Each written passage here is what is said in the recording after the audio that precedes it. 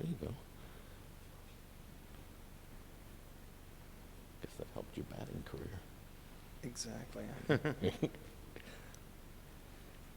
So how have y'all been doing? Most of your writers have been working remotely. Yeah, Just yeah, kind of. yeah. There's very few people in this. Not less so in Baton Rouge, but totally so here. Mm-hmm. Like Bryn has not been in here in 2 weeks. Mm-hmm.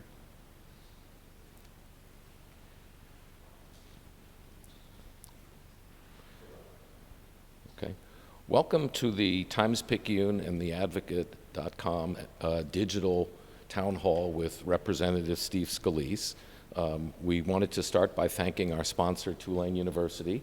And Representative Scalise is the senior member of the Louisiana delegation, and he has represented Metairie since 2008. 2008, and he is the minority leader in the U.S. House, and we appreciate him coming here.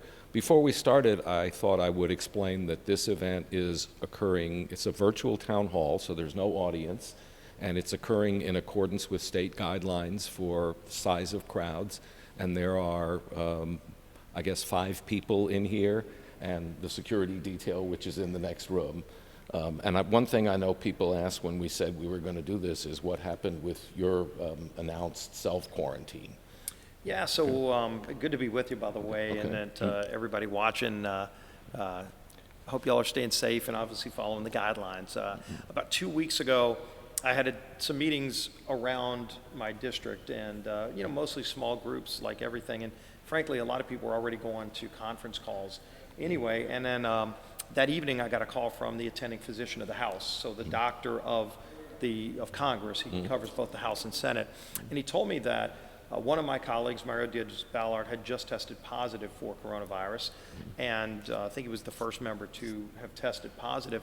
And I had a meeting with Mario just a few days prior in my office on one of the final days before we finished the second relief package and went back home. And so we were in a meeting in a very close setting for an extended period of time where he felt I should self-quarantine. So I did that, met the 2-week requirement on Friday night. So Friday night I got freed, where you're kind of holed up in the house for that whole time. Now my kids were home, and he said I could be around my family, so that wasn't a problem. Obviously, if I got a fever of over 100.4, that's really the concern that they ask people to watch is, if you can look for 100.4. Luckily, my temperature went from like 97.7 to 98.1, so I was good there.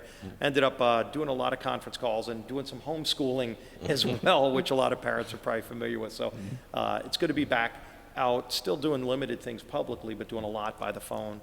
And frankly, that's what most people are doing right now anyways, working remotely. Yeah, that's what so you never tested? I feel great. Now, never took a test, never got over 98.1 degrees, so it wasn't a concern of the fever, monitored everything, but I felt great. And I talked to Mario today, actually, Mario Diaz-Balart, and he's finally feeling better. He went through a period of about 5 days where he never went to the hospital, but it was a very, very bad flu-like period where he had fever and just real bad nausea, but he's feeling better, thank God. Okay, And, well, that's great. Pray for everybody who's out there dealing with this. Okay, well, we're glad you could make it here. What I thought we would do maybe is you could start out with kind of an overview, like a couple of minutes of overview of the stimulus bill. We have solicited questions, and we continue to get questions while this is going on. And there's no topic that people are barred from asking questions, although in picking which questions to ask, I think we're going to focus on the stimulus bill and the mechanics of it. There are some questions from people who don't completely agree with the stimulus bill, but they are about the stimulus bill. But the number one question, which I assume you're going to answer in your introduction, is people want to know when they're getting the money. Right, and so we passed the bill in a very quick period for Congress. There were 3 different relief packages going back to the first week of March, and that was a bill about $8 billion to bulk up the Centers for Disease Control. You see Dr. Fauci and his team that have been out there giving guidance, and frankly, it hasn't been President Trump saying states need to do this, but CDC is giving the guidance, and you're seeing every state follow pretty closely to the T what the guidance should be. So we bulked up CDC, we bulked up the National Institute of Health's budget, and a lot of that is focused on, number one, testing, making sure more tests could get out, because back then you had no testing that was available. It was just starting to come online. We made sure that we covered the full cost of the tests, so that was something included in that bill.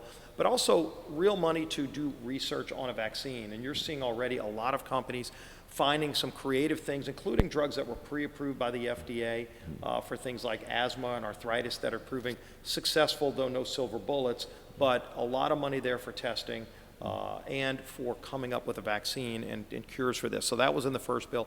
Then we did the second bill, which was really focused primarily on 14 days leave for people. And this was right when people were starting to, some people were getting symptoms, people were still working.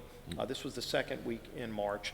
And some people were wanting to take leave, but the businesses weren't able to handle that. So we passed a bill to help businesses pay for up to 14 days of leave, and it could be extended if you're treating somebody, if you yourself had coronavirus or you're treating somebody with coronavirus. That bill is still on the books. That was the second bill. The bill we did last week was the big package, and that's the one I'm sure getting to what you're interested in. This is where we get the most of our calls, by the way. Anybody that wants to call, if I can say this, Peter, our website is fully operating, scalise.house.gov. We have all kind of information there at the very top of the page.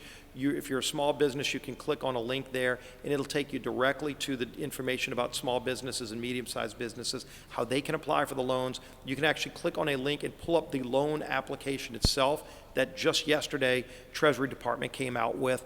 We also have information for individuals. This gets to the individual package, because the real three components of the bill that we passed last week, and again, massive bill, $2.2 trillion, unprecedented in Congress, and moved through very rapidly in a very bipartisan way for the most part. But that bill is focused on three parts. One is for individuals. This is the $1,200 per person, $500 per child money.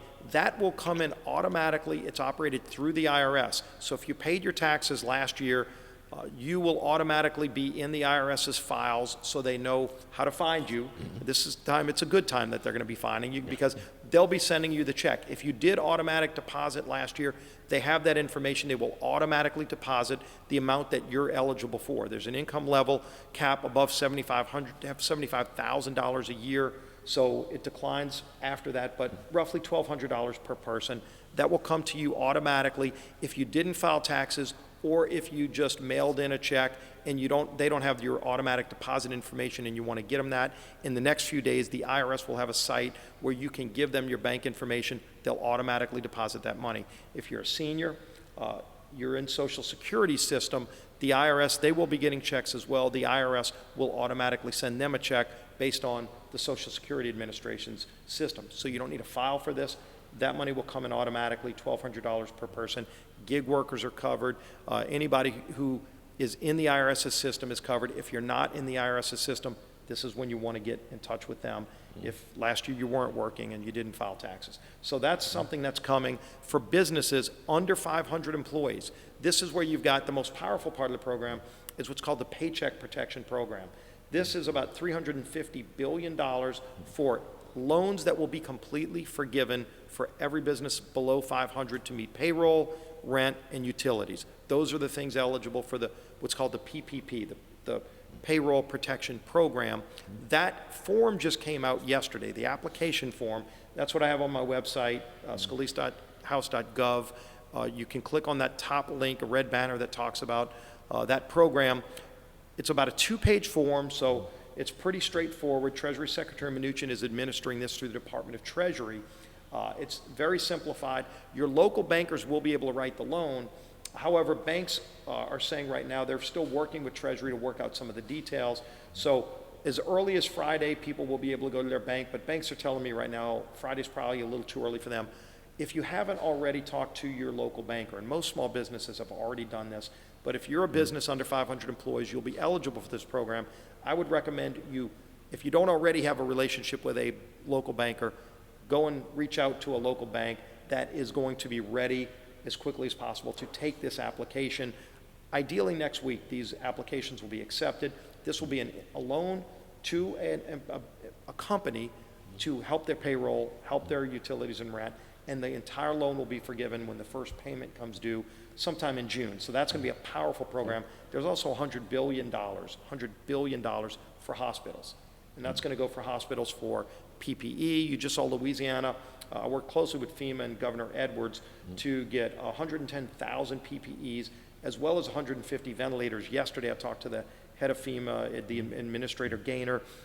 Those, I think, arrived today, 150 ventilators, to the state. The state will ultimately distribute those based on need for ventilators. We're working on more ventilators, of course, but there's $100 billion for hospitals for all kind of things, not only for PPE for their staff, but also for the losses. A lot of our hospitals are facing dramatic losses because they don't have elective surgeries, things that pay the bills at your hospitals. Right. Yeah. Every hospital is struggling. There was a lot of money in that bill for that too. $150 billion as well for state and local government. So $2.2 trillion, a large package. Unfortunately, because of the way things are right now, that money is going to go quickly. And amazing how quickly $2.2 trillion can be spent when the entire economy shut down, almost the entire economy. So that's kind of the details of a very large package that's going to provide a lot of relief for families and small businesses and, of course, our hospitals. Okay, that's well explained and brief, so I admire And we can it. give you, there are a lot more details on the website, scalise.house.gov. You click on coronavirus update, and it's got a big breakdown on all of that information, or you can reach out to our office if you have any questions. Okay. Dave from Metairie asks, and I think you may have answered this, you don't have to be unemployed to receive a stimulus check. That's correct. Okay.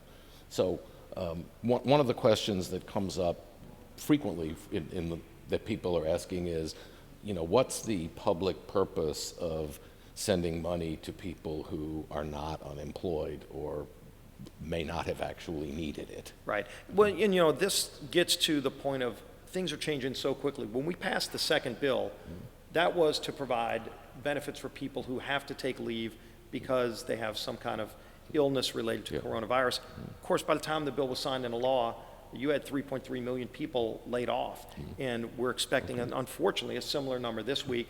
And so because it's changing so rapidly, the decision was made, we could come up with a very complex formula to determine who's employed, who's unemployed. If you're employed today, you might be unemployed by Monday. And so it could have taken weeks to write a bill like that. And look, I mean, in an ideal world, it would have worked that way. Unfortunately, the objective was let's help people quickly because everybody in this economy is struggling in some kind of way. The goal was get the money out as quickly as possible to help people to hold on, because there are a lot of people that are literally making decisions. Can I pay my mortgage? In the bill, by the way, in this third bill, we were able to put in loan forbearance. So you can go to your local bank now and ask them for reprieve for maybe the next 30, 60 days. This is something we did after Hurricane Katrina. In fact, I brought this up to President Trump a few weeks ago when we were drafting the bill, and I said, there were some things we did after Katrina that can actually help in this national crisis, because banks weren't able to do this on their own. They had to get the regulator, the FDIC, to give them the ability to do this where the loan wasn't designated as a bad loan, because then that not only dings you as a homeowner who's paying his mortgage, it makes it look like you're late on your payments, but it also hurts the bank's credit sheet, makes the bank look like they have a bunch of bad debt. So we got the regulators, we had to change the law to do that, but we did, and now the regulators have said any reclassification of a loan because of this COVID crisis, if you want to go to your bank and ask them to restructure your loan, maybe it's due in 10 years, your last payment's 10 years from now, add 30 or 90 days onto the back end, and you don't have to pay the next 30 or 90 days on the current end while you have a cash shortfall. That's in the bill too, so you can go to your banker not only to ask for a loan, but also to ask for reprieve, it's called loan forbearance, and the regulators have now said if the bank gives you that forbearance, whether it's your home mortgage or a business note, the bank can give you that break, that relief, and a lot of banks want to do that, by the way, because they don't want bad debt on their books. And they don't want to take over your house. And they don't want to, you don't want to be foreclosing on businesses in a good time, surely not in a time like this. So that's in the bill. We had to change the law to do that, but we were able to get that in there again. That was some Katrina-related disaster protections that helped homeowners and businesses that we were able to get into this bill. Now, and I see what you mean, and of course banks are more regulated than they were before Katrina. Much more regulated, so that's why we had to waive additional laws to do that. So Caleb from Metairie, and this is another theme that comes up, says why have 17 to 24-year-olds claimed as dependents been left completely out of the bill? Well, they haven't been left completely out of the bill because there's two categories of individual assistance, $1,200 for adults, $500 for children. Once you're an adult, you're on your own. If you're in school, let's say, and whether it's LSU or high schools, every school is closed right now, you still will be able to get that money. Now, the difference is if you aren't already in the IRS's system, you wouldn't get that money if you're an adult unless you go to the IRS and register for it. So if you file tax returns in 2019, if you already filed your 2020 returns, by the way, which you still can do, and I didn't mention this, but the Treasury Secretary did extend the deadline for filing. April 15th used to be the date. This year it will be July 15th. There will be no penalties and no interest if you owe money to the IRS as long as you pay it by July 15th. Doesn't mean you don't have to pay it, just means if you can still file your taxes, even if you owe money, you just don't have to pay that money until July 15th, and there will be no penalty, no interest. That doesn't happen often. That's available now too. But you would, if you're a young adult and you hadn't filed taxes before, you wouldn't get the money if you didn't register, because the IRS doesn't have any, they either have seniors through Social Security or individuals through the IRS. If you haven't paid taxes before, you will have to go register with the IRS. That will be available probably in the next week on their website, and those checks are expected to start going out in about 2 weeks. I see. So if you were a college student in 2021 and essentially dependent on your parents, notwithstanding that you might work, like which category are you falling Right. into? If your parents can't get a credit for you, if your parents can't claim you on your return, you might think you're in a limbo stage, but you're not. You're eligible. You just maybe haven't paid taxes because you're still in school, and so you think, well, I'm not going to get a check because the IRS has to have information on me. Well, under this program, the IRS is currently developing the rules. Hopefully in the next week they'll have that available where you can go to their website, fill out that information, including if you want to give them your bank account where they can automatically deposit it. If not, you'll at least need to give them a mailing address where they can send it to you. They're going to be able to find you anyway. In a few years, you might as well go and fill this out now if it's something that you want to apply for. You don't have to, but it is available. Okay. The next question comes from Jessica of Chalmette, and she asks, where is the money in the stimulus package coming from? Well, I mean, unfortunately, like any package of bills that's not paid for, this bill was not paid for. There's $2.2 trillion in expenditures, and you can go down the line and see where all that money's going, and we talked about it. It is a lot of money, $2.2 trillion. The entire federal budget, to run the entire federal budget, including the Department of Defense and paying Medicare and Social Security and Medicaid, is about $4 trillion. This is a $2.2 trillion package. It is unpaid for. It goes towards the national debt. So it's a serious bill. It's a serious concern about the debt. I wish we didn't have to incur it, but I can tell you this. The hit that our economy is taking today is much greater if we don't get these businesses back. And the decision we made was, if we didn't spend this money, if we didn't pass the bill, you would see at least half of the businesses in this country go under. And that's not overstating it. I've talked to the heads of everybody from the largest companies in the world. I've talked to the heads of all the big oil companies, the heads of all the big hotel companies who are at 5% occupancy when they used to be at 95% occupancy. To your local businesses, our local restaurants. I've talked to probably half the local restaurateurs in the city of New Orleans. We want them all to come back, but I'll tell you this. If this relief package didn't pass, you'd see at least half of those companies, largest in the world to the smallest that you know, probably go under. And the cost to our economy long-term to that would be much greater than $2.2 trillion. So yes, I wish we didn't have to do it. I wish we didn't add this to the national debt. But I also know if we didn't pass this bill, when you have to weigh these things, the cost of not passing this bill would be much greater. Okay. This is Cheryl from Destrehan asked this question, but it's another theme that we've heard, and I know that's come up in the Senate, that people are being paid $600 a week for unemployment for 4 months. And this is a poor state, so in many cases that's more than people were getting when they were employed. And one concern, I guess, that's reflected in this question is, are people going to be disincentivized to go to work when, if work is restored toward the bottom end of the 4 months, are people going to be disincentivized to go to work because they're getting so much money? Right, this came up a lot. I was not personally a fan of the $600 component of the bill. It is going to help people, and every piece of this bill helps people, but again, it's all national debt, and so you weigh all of that. One thing we did work on to ensure, because that was a concern brought up by a lot of people, because you could be making more money in this bill not working than when you were working. Yeah. But this is the, the real key component of it. This was designed for people who were laid off because of the coronavirus. And of course, as we see, millions of people have been laid off to help them get through this. If your company takes you back, offers to take you back. Now, of course, you can say, no, I'm not going to come back. If you think you're not going to come back because you're making more money sitting at home, guess what? The $600 goes away the moment your job comes back. So a lot of employees under this bill, the Paycheck Protection Program was designed to keep small businesses alive, but also to get them to bring their employees back on payroll because we're paying the payroll through the employer. If your employer calls and says, hey, we just filed and got this loan, we can now pay your salary and come back, we want you back. If you say, no, I'm going to sit at home, that's your choice, but you lose the $600. Oh, okay. So there is some mechanism in place, because there's a lot of Americans to figure that out. And I've heard from people who were thinking that they were going to be able to game this part of the system and say, hey, I can make more money sitting at home. I said, guess what? If your employer calls you back, at that point, if you turn the employer down, you lose the $600. You saw kind of a different look on their face, but look, this was designed to help people who are down and out through no fault of their own. It's not there to say, you get to weigh whether or not you can live off the government dime or be paid by your employer. If your employer says you can come back, then that's a choice you're going to have to make, but you're not going to be able to keep that $600 a week.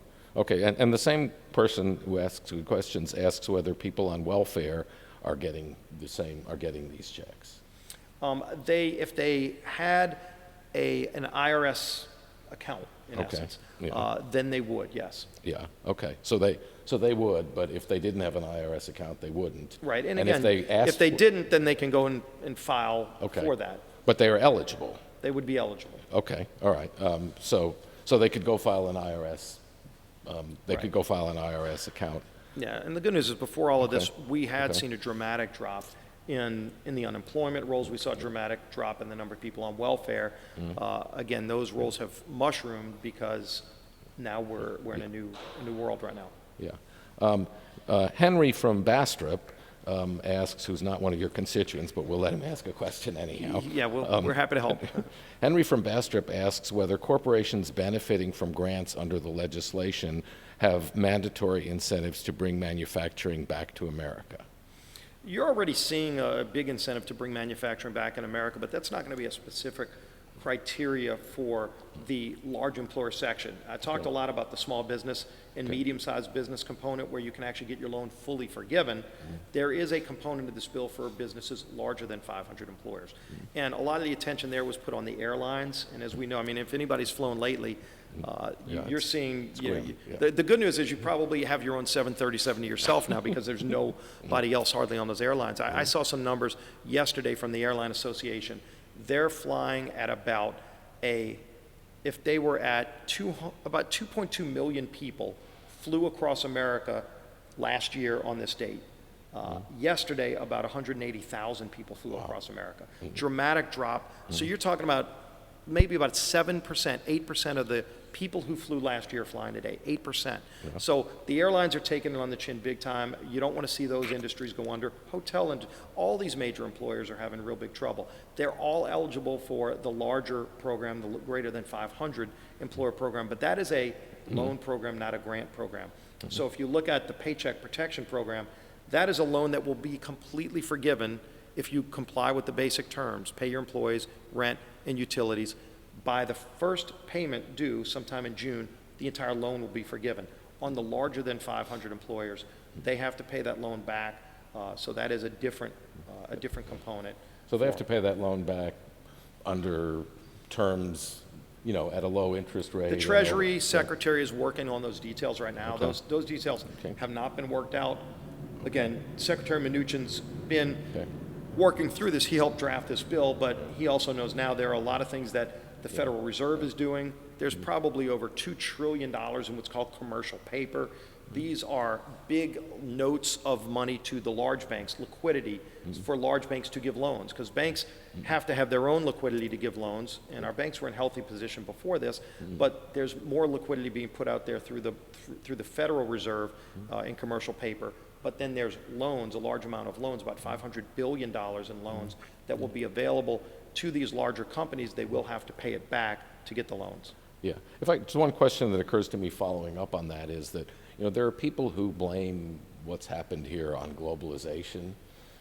And is this going to be a moment when we look back on it, which was the end of the expansion of globalization, the beginning of a contraction of globalization, or is it going to not really have any effect on globalization? Yeah, I have a feeling globalization is one of those Rubicons that once you cross over, you're not going to come back, just because we've gotten so accustomed to all of the pleasures in life. What makes our quality of life so great in the United States is that if you want something, you can get it pretty much anywhere, whether it's on Amazon or whether it's, getting it from your local store that bought it from China or Indonesia. I don't see us completely going back. I do think, and this is something important to note, we have found out that there are a lot of very, very vital, almost national security related type items that are made in foreign countries like China, like PPE.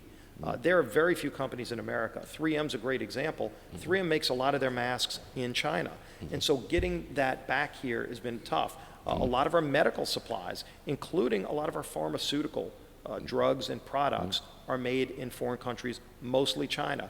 There is a strong push to bring that back to America. This has proven why we need to do that. Even most ventilators are made in foreign countries. I found a company in Idaho that makes ventilators the other day from one of my colleagues who represents the state of Idaho, and we were talking about that.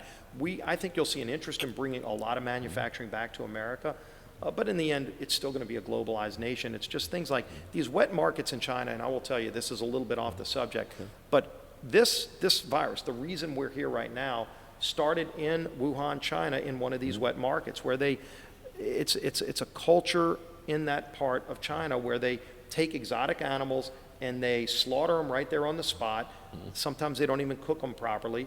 And that's where SARS came from. It's where COVID-19 came from. And I think there's got to be a discussion by all the countries of the world that everybody's affected by this. They're talking in China about opening that wet market back up again. That's something we all should be very concerned about, because their standards are not only low, their standards are dangerous and have actually started 2 different pandemics, at least, that we know of. And so that's something we should be watching closely. I know the president's concerned about that and is talking to China about it as well. But it's something we, as not only in the United States, every country in the world has to say, okay, we're going to go and decomp this thing at some point and say, how did it start? We know where it started. How did it spread so widely? How can we stop it from happening again? Well, one way you can stop it from happening again is saying the same place where this started and SARS started is opening back up again. That's crazy. We ought to address that. Okay. Tina from Scotlandville asks about the $1.8 billion that was issued to Louisiana. And what's that for? And are we getting, is that money that is just allocated based on population? Like if state twice as big would get $3.6 billion, or how did that part of the bill work? That really gets into the disaster declared states, and Louisiana was one of the first states to get the formal designation. And I talked to the governor about this the other day, because the governor will have a lot of flexibility on this money, but it's all related to COVID-19. And you can see that the governor is working on a lot of different fronts with hospitals. They just set up the hospital temporary facility at the convention center. They're up in that to now 2,000 beds, could be even scaled higher. But those kind of things are covered in a lot of different buckets of money, so to speak. This $1.8 million will be additional things to help the governor in the Office of Homeland Security with the additional expenses that they're incurring. And we'll also be able to help some local governments too. And in fact, HUD is about to announce some grants, CDBG grants, to a lot of local governments based on some of the additional money we put in the CARES Act that we passed last week. So you'll see some local governments getting CDBG money to help in a lot of the things that they're doing with increased expenses. Okay. You have a separate problem with local governments related to less revenue. I see a streetcar going by the way. There's a streetcar going by. It's empty, unfortunately, there's but no one in it. Hopefully only a few more weeks, right? Yeah. There's a lot of, local governments will also have a problem of declining tax revenue because of the lack of economic activity. Did this bill address that? It doesn't directly address it. There is money in the bill for state and local governments. It's about $150 billion in the bill that state and local governments would be eligible for. Now, on tax revenue, we don't even really know the full picture yet from the state or local government levels. We did see after Katrina, there was a dramatic drop after Katrina, and then there was a spike when people finally started coming back and buying. We don't know if that's going to happen again this time. You've got to anticipate there will be a tremendous surge of people wanting to get out of the house and actually go to places they couldn't go for so long. And, and that may hopefully help those state and local governments to have kind of a smoothing where you have a spike and then, or decline and then a spike to make up for it. But we don't know that yet. It's still way too early. Okay, Vanessa of Madisonville says, please explain the student loan forgiveness section. Yeah, this was one of the sections that there was a lot of back and forth over. There were some people that wanted to use this as an opportunity to waive all student loans, which is part of the presidential debate. It's clearly not something I support or a lot of us were interested in getting into. We tried really, really hard in the CARES Act, the bill we passed last week, to limit it to the specific crisis we're going through for the duration of the period. So anything that's in this bill, whether it's policy that I would want as a conservative to help businesses and families, or somebody else might want on these broader issues, we kept it pretty narrow to the length of this bill. So for the length of this bill, students that have student loans will not, or not even students, but graduates who have student loans will not have to pay their student loan during the period of this crisis. Once we're through this, they'll be back to having to make those payments again. I think the interest is waived during this period, so you won't be penalized for missing those payments. It'll just be waived for this period. Kind of similar to what we were able to get on the loan forbearance with your local banks. Loan forbearance. Okay. Then Neil of LaRose says that he's an employer and he has 4 people who've missed work due to having symptoms, but they didn't all meet the criteria to have a test done. And so how does that, how are people treated who missed work but didn't have a test done, so we'll never know whether they had. The second bill that we passed in the middle of March would cover up to 14 days, but it goes even further if you actually have your own symptoms. Now, at the time, you didn't have a lot of tests, so testing wasn't the main criteria, but clear symptoms related to COVID-19. I don't know if all the rules and regulations have been written to define just how narrow it is. I would encourage if he would reach out to my office, we would work with him individually. And any business who has a similar question that's similar, like, okay, somebody had fever, we didn't want them around other people, we couldn't get a test, but so we don't know if they tested positive, but they probably did have it. We can help you walk through that specifically for your business, because those are going to be individual cases. Again, go to scalise.house.gov. You can email us through the website, or you can call any of our offices, even though the offices aren't physically opened, because we don't want, we don't want people coming in and out right now. All the calls are being answered by my staff. My staff are still all working remotely, so they have laptops. They can access any information you need. Call our offices, and we will work with you to find out an answer.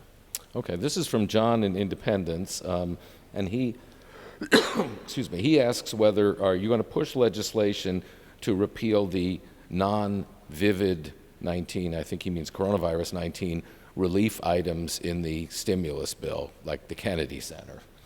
Lots been made of those unrelated items. I was very frustrated and disappointed that held the bill up for a few days. A colleague of mine, Brian Stile from Wisconsin, did file a bill to repeal the Kennedy Center, $25 million. Of course, that got a lot of attention because not only did that hold the bill up, but after they got the money, they laid off their workers, including their musicians. And that just, even for people who supported it, I didn't support that part of the bill, but even people who supported it were shocked that, and I think blindsided by them taking the money, pocketing the money, and then firing all the workers. And it boggles the mind. So there is a bill to rescind the money. Frankly, I strongly support that bill, and I think we should take the money back. I mean, this should be for helping people get through this, helping them keep their workers. Again, you go look at the Paycheck Protection Program. You lose that money if you lay your workers off. If you get the money in the loan, it's no longer a grant. You would have to pay it back if you laid your workers off after taking the money. Yeah.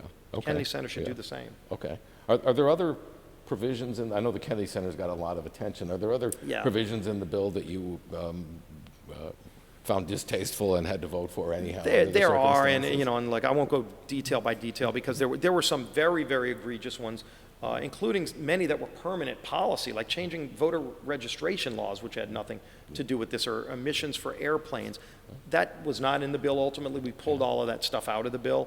There were a few remaining items, and look, in a $2.2 trillion package where you're negotiating with Republicans and Democrats and the president, you're not going to have everything you want in a bill like that, but then you weigh it and say, again, even going to the debt issue, which was a major concern. Are we better off or worse off as a country with this bill passing or failing? And we're dramatically better off as a nation with this bill in law, working for families and businesses, than if this bill didn't pass. Yeah. Speaking of things that aren't in the bill, the Strategic Petroleum Reserve refilling. That was a disappointment not getting that in. I will say there were two parts of that I worked very hard on. One was previous law required the Strategic Petroleum Reserve to sell oil about 2 months ago. And talk about a crazy idea where you buy on average, the federal government has about 750 million barrels of oil in reserves. And it's more for national security. Unfortunately, sometimes it got used as a piggy bank. So that oil was going to be sold, about 18 million barrels. It was bought at $63 a barrel, and this is the brilliance of the federal government. They were going to sell it at about $35 a barrel. Okay. And I called the Secretary of Energy and asked him if he could hold off on that sale, and we talked through it, and he agreed to do that, to his credit. And ultimately then, they needed language in the bill. The law was going to require them to make a sale by September 30th. And of course, now oil's in the 20s. The oil and gas industry is just in an incredibly bad spot right now. And so it would be a ridiculous, stupid idea to sell it right now. So we got language in the CARES Act to push that sale off for at least 1.5 years, so that they will not have to sell it right now. But then we said, wait a minute, you've got the lowest price of oil maybe we've seen in generations. We've got a capacity to put probably another 78 million barrels of oil in the ground, taking a lot of that glut off the market at a low price. Why don't we buy now in this bill? And we initially had $3 billion set aside to do that. At the last minute, it got pulled out because the other side were trying to put some of these, carbon emissions on airplanes requirements in it. And ultimately, it became one of these battles, and both sides lost what they wanted, and none of that got in the bill. But that would have been something that the taxpayers would have got a benefit from, because we'd be buying oil at a glut price of about $20 a barrel, and then holding it as an asset until it gets higher, like well over $50, and would have helped oil and gas companies by removing some of that surplus from the market that the Saudis and Russia have put in place, because right before coronavirus hit, Saudi and Russia got in a big fight and glutted the market, and then Saudi discounted the price of oil by 20% below the market value. And I've talked to the State Department about this. We need to go after the Saudis for what they did there, because they're really trying to manipulate the price of oil to kill the fracking industry in the United States, to kill our oil and gas industry. It's a national security threat. The State Department's aware of it. We're trying to work through that right now. Okay. George of Thibodeau asks, is it accurate that the bill includes an increase in pay or benefits for congressmen? No. Okay. There was money for equipment, things like laptops, because a lot of members now and their staffs are working remotely. In fact, now pretty much every member of Congress all across the country, their offices are closed or limited in how people can go in, so most of their staff are working remotely. So there was money put there for laptops. Some people thought it was for a pay raise for Congress. Congress hasn't had a pay raise since, I think, 2009, so that is not in the bill. Okay. But I understand we got some of those questions. Okay. If you're Patricia says that she's a self-employed hairdresser, and how does it work if you're a self-employed hairdresser? Which I wish someone would cut my hair right now. I know, I need, it won't take a long time for me, but, this was something we got a lot of questions on. Hairdressers, 1099s, people who are self-employed, the gig workers, if you're a musician in New Orleans. We wanted to make sure that all of those people would be able to be covered as well. And so first thing, you're eligible for the $1,200 per person. And again, that will come automatically. If you were a hairdresser, you were already filing taxes, so that's going to come automatically through the IRS. In terms of how you're set up, if you're set up as a company, because some people are self-employed, and so they have a corporation, but it's only one person, it's them. And they would be able to also apply for the Paycheck Protection Program separately. And so it depends on how you're set up. Each person's going to be different there. But if you're working for a company as a hairdresser, and the company's paying you, the company can keep paying you, and you'd get the $1,200 automatically through the IRS. If you're working for yourself and you're set up, whether it's an LLC or something, again, that's going to depend on the individual, but they will absolutely be eligible for the $1,200 per person. Other things, it's going to depend on how you're doing business. They are or are not eligible for the Paycheck Protection? They are if they're set up as a business. Okay. So if you And- set and up as a business, then you hairdressers have to decide to pay are. yourself, essentially. Right, Okay. you'd be paying yourself because you do pay yourself. I mean, if, Okay. and again, this is based on how your 2019 taxes are. You know, if you did have, you know, you had expenses and you had revenue, and Yeah, and okay. part of the expenses were your salary, and you're legitimately filing tax returns, you'd be able to go and seek one of those forgivable loans based on your prior experience. Your banker's going to probably ask you for some of that anyway. You know, you'll have the form, the two-page form you'd fill out, but your banker can ask you for other information. Typically, what bankers would ask you is to bring a copy of your prior year return, and on your return, it'll have all that information on it. Okay. This is from Michelle of Pearl River. How do commercial fishermen who are self-employed benefit from the $300 million that is designated for farmers and fishermen? Yeah, this was a big win we got in the bill. There were a number of problems that our local fishermen had, including going back to the spillway being open last year. And of course, it's as we gonna be just saw, open the again, Corps of yeah. Engineers announced yesterday evening, as if we don't have enough fun challenges to deal with. Now you're going to have this other challenge that the spillway is going to be open, and our fishermen are going to experience another hardship from that. But there was an extra $300 million that was put in to help fishermen.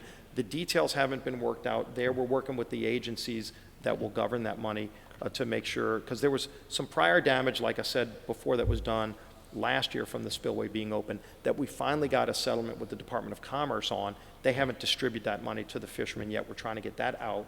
This is an additional $300 million. Okay. What is the agency that handles that? The Commerce Department. Commerce Department. Okay. Yeah, when we were dealing with the red snapper issue a few years ago, Okay. I had a conversation with Wilbur Ross, who's the Secretary of Commerce, and he had just come into the job, and he and I both had this conversation wondering why the Department of Commerce governs fishing in the Gulf of Mexico, which begs another question: shouldn't we move that back out to the states? The states actually have their own councils that regulate that. And a lot of members from all across, Republican and Democrat from across the Gulf Coast, agree we should do that. Similar to the conversation about pulling the Corps of Engineers out of the Army. Right. You know, maybe during World War II that was a function that the Army needed to do. Today the Corps of Engineers operates very differently. We have Than the Army, so many interactions with the Corps, and every 2 years you start over because they bring in a new general. Those are bigger government issues that we need to look at restructuring. Obviously, that was not part of this package. That was not part of this. Okay, so Julie from Mandeville says, we have an SBA loan from Katrina that we're still paying on. Is there forgiveness for this? The bank can give loan forbearance, and again, this goes back to the ability, whichever bank you got it through, if you got it through the SBA specifically, there are also SBA lenders, so if you went through a bank to get that SBA loan, I would recommend that they go and talk to that banker that you got the loan from and ask if you can get, again, what's called loan forbearance. The authority is in the CARES Act. We put it in that the bank doesn't have to, but again, many of these banks want to do it because if you're having a hardship, they don't want you missing payments because it's not good for you and it's not good for the bank. So you can go ask the bank today for that forgiveness. Okay. Sherry from Covington says, Representative Scalise, as a nursing supervisor, I'm in dire need of PPE. We've reached out to our representatives. I've been put on a PPE waiting list with the state. I've reached out to FEMA, NOLA.com. I want to be able to protect my staff. How can you help me? Well, I share her concerns, and this has been a big concern from the beginning when you saw a run on PPE. And, you know, typically hospitals don't go through this massive amount, but then you've got a pandemic. You've got a virus that people still aren't sure how to treat it, and so if you're using a lot more PPE than you normally would. So hospitals typically have their own vendors, and at least hospitals still are getting some PPE from their traditional vendors, but it's harder to get now. So there was a national stockpile that was created years ago, and so the national stockpile has been distributing the PPE to the states. And like I said, Sunday I got word from FEMA that another 110,000 PPEs were delivered, and I think they were delivered Monday of this week, to the state. And ultimately, the state, through the Office of Emergency Preparedness, determines where those go. Again, hospitals still are buying their own PPEs, probably not able to get as many as they need through vendors, but you're also seeing more get distributed to the state. And then ultimately the state is going to be distributing, and probably is distributing as we speak, the 110,000 that they just got on Sunday. So one of the discussions about this is whether that states are bidding against each other and Right. hospitals are bidding against each other, and whether there should be sort of federal control of the resource. Yeah, and I had this conversation with FEMA Administrator Gaynor yesterday when I talked to him about the ventilators specifically, but I also talked about supply chain issues and concerns I've heard, not just from our hospitals, but from my colleagues around the country, questioning, is the federal government buying up the large supply, and that's why hospitals and states aren't able to get them, and is the price so high because they're all competing against each other? And the answer I've gotten from a lot of people, not just from FEMA, is that it's not just that the federal government, states, and hospitals are buying. Every country in the world is buying. I mean, unfortunately, we don't have a lot of companies in America that make these PPE. Most of them were made in China. Those factories were shut down, by the way, for months. Yeah. And so that already limited a supply that was artificially inflated, and not artificially, but just through this crisis was inflated. And so then you see other countries, Italy's buying up as many as they can, France is buying. Yeah. So it's a worldwide bidding war. What we are seeing, and this is one of the positive signs of American ingenuity, is a lot of people getting into the business of making masks and other PPE with pretty effective results. In fact, I was talking to Tulane, who's doing some research on, and a number of other hospitals are doing this, where they have ultraviolet light that they use to cleanse things like, you see a lot of the hospitals now have laptops on wheels where they roll laptops from room to room to do a lot of the imaging and diagnostics, and they have UV that they put on those to clean any bacteria, and it kills COVID-19. So they're now using those effectively on masks. And so, for example, people are getting innovative because if there's a shortage, what do they say, necessity is the mother of invention. And so people have figured out that you can extend the shelf life of an N95 mask, for example. It might only go 5 or 6 times. Really, the thing that degrades is the rubber band. It's not the mask itself. The rubber band breaks. And so they're coming up with innovative ways to reuse them. It's not ideal, but it's better than having no ability to get them, because everybody in the world is trying to buy up the few that are out there. In normal times, there would be a glut on the market, but because these aren't normal times, and hospitals are using way more than they normally would because they have such an increase in their ICU facilities with people that have COVID-19. So there is a run on the worldwide market. At least you are seeing people start picking up the pace and coming up with ways to make their own or extend the shelf life while we're trying to get more supply. Okay. Jared of Lafayette says, why do hospitals have to pay back their stimulus money? Well, in the bill that we just passed, the $100 billion for hospitals, those are grants that cover a number of different things. It covers the cost of testing. In the bill, by the way, the CARES Act, it actually covers the full cost of treating people with COVID-19. Because initially, in the first 2 bills we passed, we put money in place for testing kits and then for the full cost of the test. So you won't have to pay anything out of pocket to get tested, including copays. There are no copays if you have insurance.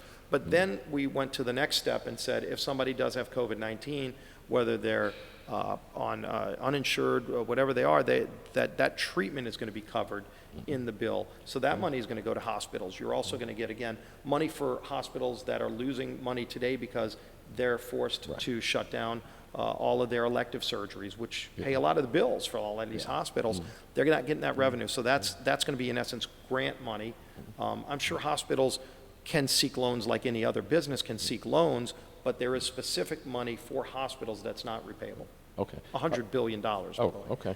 One thing a few people have asked about is if you owe child support, how is that? Does that interplay at all with the money you're going to get from the federal government? I don't think child support payments are factored. You'd still have to pay them. Right. I haven't seen anything that interferes with how people would have to pay their child support. Okay, but there's nothing, I think more the questions, there's a few people ask this question. I think more the question people are asking is if there's garnishments. If there's garnishments and you're behind in it, are you going to get to keep the money? I'm not really sure how a garnishment would work on that. It does go through the IRS, so typically garnishments are administered by the IRS, so maybe that would apply to this one. That's a new question, so we'll have to find out. Another question someone asked, which may be a new question, this is from Brad of Metairie, is what if you had a child since your last tax filing in terms of the disbursement of money based on dependents and all that? Like, how does the government know the child Yeah, well, exists. once you have the child, the child does get a Social Security number. Yeah, okay.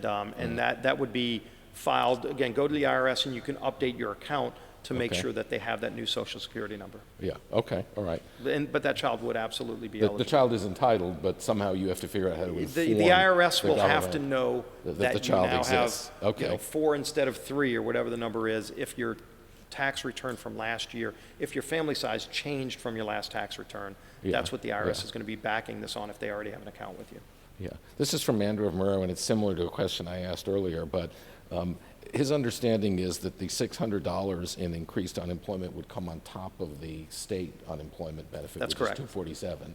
So his question sort of is, if we're going to pay people $847 a week to be unemployed, how are we going to get people who made less than that to come back to work? And I That gets think to you the answered other that, question. yeah. It's a hardship payment that ultimately was determined that we would do that in this bill. But if your employer is ready to take you back, if you choose not to go back, you lose the $600. You're out of luck, yeah. Okay. If you're in default on your student loans, asks Ashley of New Orleans, if you're in default on your student loans, do you still get a stimulus check, or does the stimulus check money go to pay off the student loans you were in default on? I haven't seen that they're going to apply. Again, this just came out, so Okay. the IRS is still developing the final rules. That's why I say, even if you want to go and register with the IRS because you weren't on file with them, or you want to have automatic deposit for that on file, that hasn't been formulated yet by the IRS. I'm not sure how they're going to do garnishments. That would go back similar to the question about child support. IRS does do garnishments on payroll for certain things. I don't know if they're going to apply that to this check, Okay. but I'll find out. Lacey of Mount Hermon asks if it's possible to get a list published of who inserted what pork into the bill. I wish. Now, nothing you inserted was pork, of course. And I'm very proud of the work I did to make sure that we could get the loan forbearance. I called the president directly about that. He really liked the idea. He said, go sell Secretary Mnuchin on it, which I did, and I worked with our leaders who were writing that bill, and we got that in the bill, and that's going to help a lot of families, not just in Louisiana, but it's going to be something that we learned and experienced and benefited from during Katrina that helped a lot of people here that are now going to help people all over the country, as well as the language I put in on the SPRO. And some of those other provisions that we fought for. But I would like to see that disclosed. I know some of the things that were in the bill that we pulled out that I would love to expose as well, because there were some things that I would think would be disgraceful, that even on a good day, if you want to have a policy conversation about how voting law should work, this was not the time to have that, and it cost us days. There were literally, Sunday of last week, the bill was completed. All sides, Republican and Democrat, had worked really hard to get a bill that would have worked well for so many people in this country, and then it got held up literally for 2.5 days over those unrelated items. And so even though it got passed without that garbage in it, that cost people, and I know during those days, there were companies laying off their workers, thousands at a time, because they weren't sure what was going to happen. And so, the time's of the essence. It's why we want this bill to work quickly. Again, we could have drawn it up a lot better, tweaked things, made sure that somebody that's working is not getting the check, someone's not working is getting. It would have added weeks to the drafting of the bill to get that kind of language included, and we just didn't have weeks for people who are literally hanging on by a thread. And so ultimately those decisions were made. Tough decisions, but I think in the end it's going to help hold our economy together in this hopefully limited number of weeks that it's going to take us to bring the curve down and then get beyond this crisis where we can finally start turning things back on again. Okay, Ben of New Orleans says, Canada just unveiled its plan to give citizens twice as much cash relief as the U.S. is planning. Good for I don't know if you Canada. follow We're what not Canada's doing. we're not going to get into a bidding war with them, but good for Canada. They might not have, by the way, had as rich of benefits for all the companies that will need to be around to employ people again, so that we can have jobs to go back to. But it's let Canada handle Canada's business. I hope they come back from this. We need to make sure this great country and this great economy comes back. Okay. Alex of New Orleans says, I'm concerned with President Trump's rhetoric toward Democratic governors he perceives as not being nice to him. Can you assure us that no matter what, Louisiana will be treated fairly by the federal government? Louisiana has been treated very fairly, and I think you've seen the governor and the president work well together. Look, when President Trump is commending Governor Gavin Newsom of California, these are unique times for sure. And in the end, I think you've seen some things said in heat's a moment, but at the end of the day, I've seen incredible work and relationship between people of both parties. And just look at the 3 bills that we put together in a month's period of time. I mean, you're talking about historic bills that are true lifelines to millions of people in this country, hundreds of millions, I would argue, that are going to benefit from this. And we did all of this in less than a month's period of time in response to this historic crisis. So you are seeing people work together that never have before. And hopefully this is something we can hold on to when we get to other difficult issues, because there will be differences between the parties. But on the big issues that this country faces, if we can do more things where we're coming together like this, we'll be in much better position. Okay. 2 more questions. One is from Laurel in Laplace, and she says, will nurses be covered by the Relief Act granting 2 weeks emergency sick leave if they catch the virus? My human resources told me that nurses are exempt. Hospital workers are exempt from some of the components that allow people to leave, I think, to take care of other people. But in terms of them being sick themselves, I do think they would be covered. Okay. All right, and this is the last question, because I said we would have you finished by 4 We're o'clock. rolling through a lot of them. You're a good moderator here. This is, you've done a great job answering them. Jack of Mandeville, this is the last question, asks, why have you become a socialist by supporting a bill to send money directly to people? During the Obama years, you seem to be more worried about the deficit. Have you changed your position? Still very concerned about the deficit. And again, when you look at where we are, where we were with our economy just 2 months ago, we had the hottest economy not only in the world, but we had the hottest economy arguably in the history of our country. And it was because, by the way, of policies that I helped fight for working with this president. This came along and upended not only everything in America, but upended the entire world. And so, I don't know if he would have, facing the same issues, would have voted no, and if his vote let the bill go down, would he have let probably more than half of the companies in this country go under, then what would this country look like, and what kind of budget deficit would we have? I guess that wouldn't be as big of a problem, because there would be no economy. And look, we have a great quality of life in this country. It's worth fighting for, and I think you're going to see millions of people come out of this strong because of the relief that we gave. It's not ideal. I wish we didn't have to have this, but we didn't bring this upon the world, and we're going to help get the world out of it. But we want to have an economy to come out of too, and I think you'll see that by and large when we come through this sometime this summer. Okay. Well, you've been a great sport, and we appreciate you coming here, and I've known you in your whole public career, which I guess is 25 years now. It's been a while now, but you've always been a great explainer of detail, and that's useful in this circumstance. No, look, people just want to know what is going to be out there to help them get through this, and we went through this with Katrina, and I guess a lot of us that went through this and learned a lot of lessons about how to handle a major crisis. It's good to see people pulling together as a community and keeping their heads. It is very rare where I've seen somebody yelling and screaming. Even businesses that are about to lose everything, that are trying to hold on, are doing it in a rational way, because hopefully we can help them hold on and get through this. And we will get through it. And I appreciate how people have pulled together during this. So thank you for giving us this opportunity. Okay, well, thank you for coming. And we wanted to thank Tulane University for being our sponsor today. And so with that, I guess